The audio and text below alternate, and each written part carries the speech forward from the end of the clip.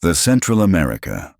Treasure, betrayal, and the panic of 1857. September 12, 1857, in the middle of the Atlantic Ocean, roughly 200 miles off the coast of South Carolina, a Category 2 hurricane was tearing through the sea with winds reaching 90 miles per hour. And right in the path of that storm was a massive sidewheel steamship called the SS Central America, carrying over 500 passengers and crew members who had absolutely no idea that the next few hours would be their last. And sitting in the cargo hold of that ship, packed into wooden crates and leather satchels and the personal luggage of hundreds of gold rush miners who had spent years breaking their backs in California for a better life, was 21 tons of California gold, freshly mined and freshly minted, worth $8 million in 1857, which translates to roughly $350 million in today's money. And the most frightening question of all is this: when that gold vanished beneath 4 miles of dark ocean water, what happened to the entire American economy in the days and weeks that followed? Because here is what most people simply do not know about the sinking of the SS Central America, and this is the part that should make anyone sit up straight. This was not just a maritime tragedy. This was the single event that triggered the Panic of 1857, one of the most devastating financial collapses in all of American history. And to understand why that matters so deeply, think of it like this.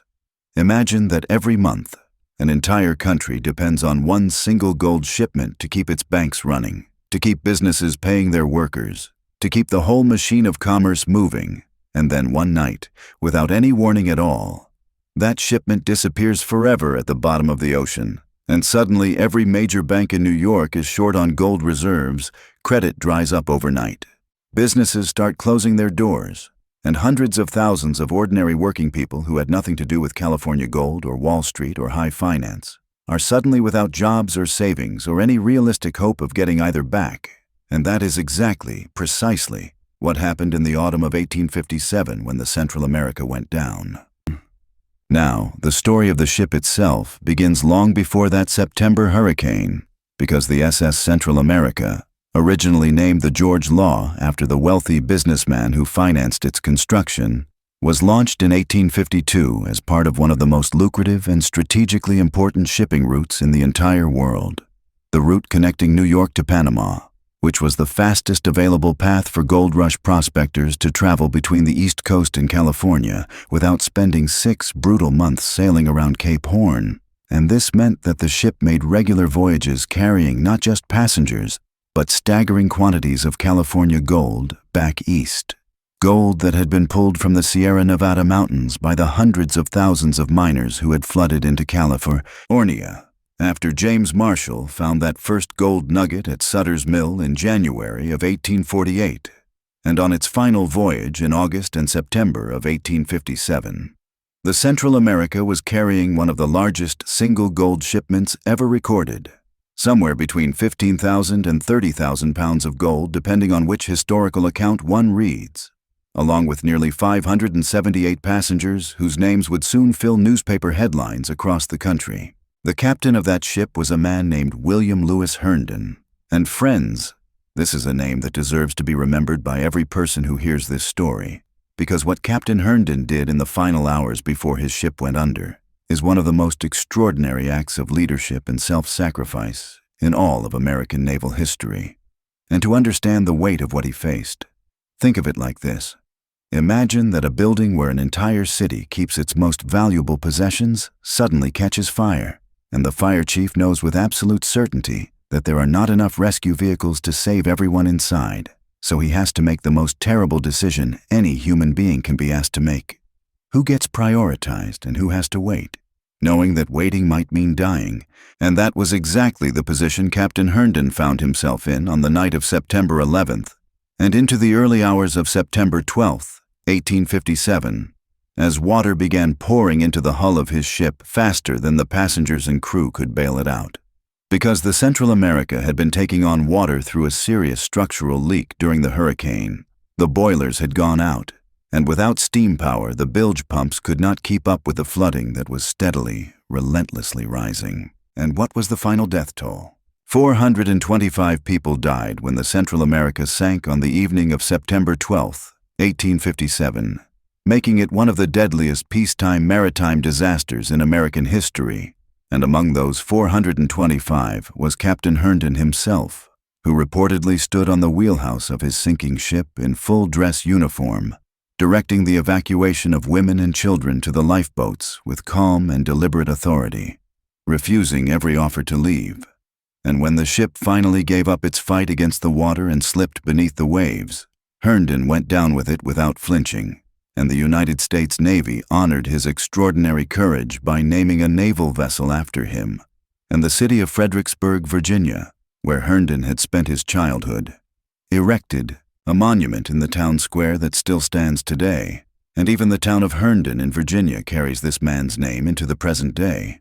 a lasting tribute to a man who gave everything so that others could survive. But the story of the Central America did not end on that ocean floor in September of 1857, and this is where the story takes a turn that is almost too extraordinary to believe, because for 130 years, those 21 tons of gold sat completely undisturbed in total darkness at a depth of over 7,000 feet, utterly unreachable by any technology that existed at the time. And it was not until a young engineer and explorer from Columbus, Ohio, named Tommy Gregory Thompson, decided in the early 1980s that he was going to find and recover the Central America using deep-sea robotics technology that nobody had ever successfully deployed at that depth before. And the sheer audacity of what Thompson was attempting is almost impossible to put into proper perspective. Thompson spent years raising money from private investors, eventually gathering $12 million from 161 individual backers who believed deeply in his vision.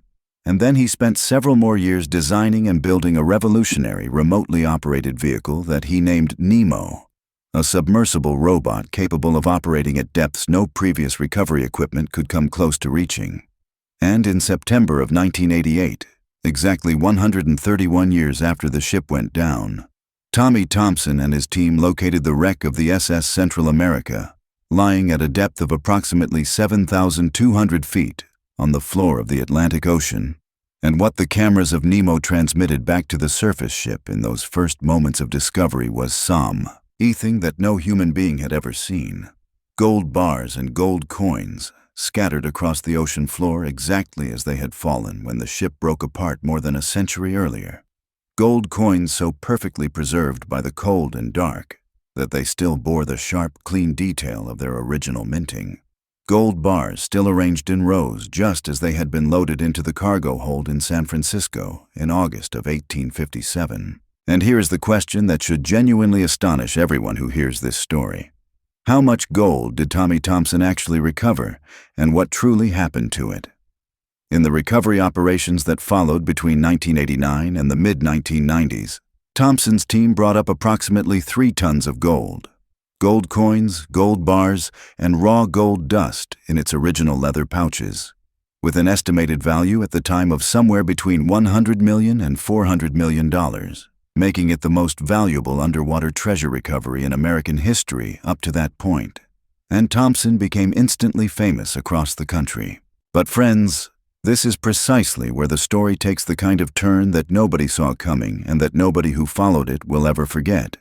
Because after the gold was recovered from the ocean floor, a devastating legal battle broke out between Tommy Thompson and the 161 investors who had put up the $12 million that made the entire expedition possible in the first place. And Thompson, rather than working openly and transparently with his partners to distribute the proceeds from the gold sale, began behaving in ways that his investors found increasingly alarming, delaying payments for years, providing incomplete and inconsistent financial reports, and eventually, in 2012, Tommy Thompson simply vanished from public life entirely, and the man who had found the greatest lost treasure in American history became a fugitive himself,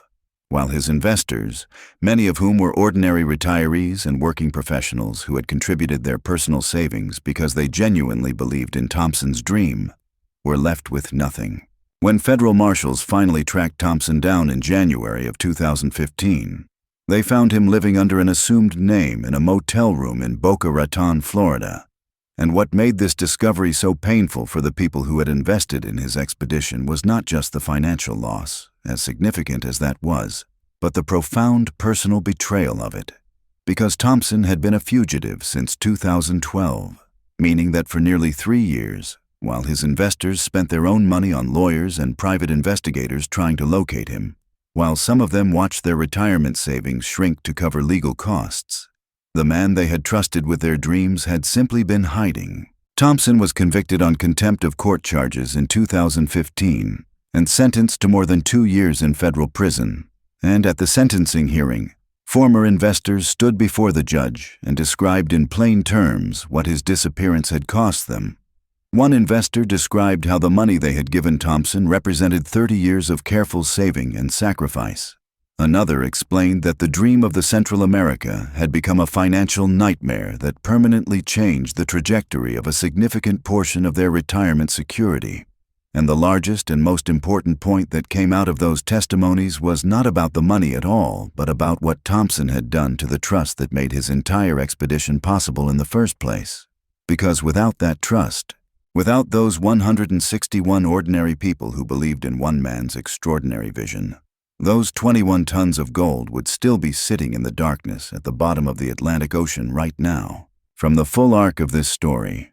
3 lessons emerge with unmistakable clarity.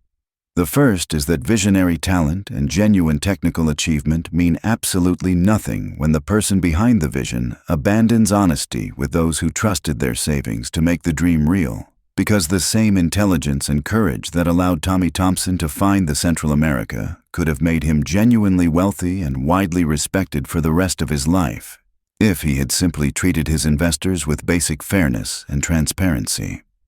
The second lesson is that when extraordinary wealth suddenly becomes accessible, it has a way of revealing whether the character behind the achievement is as strong as the achievement itself. And the history of the Central America demonstrates this with painful clarity twice over. Once, in 1857, when Captain Herndon gave his life without hesitation so that others could survive. And once, in the 1990s and early 2000s, when the pursuit of personal gain overtook the man who found Herndon's ship.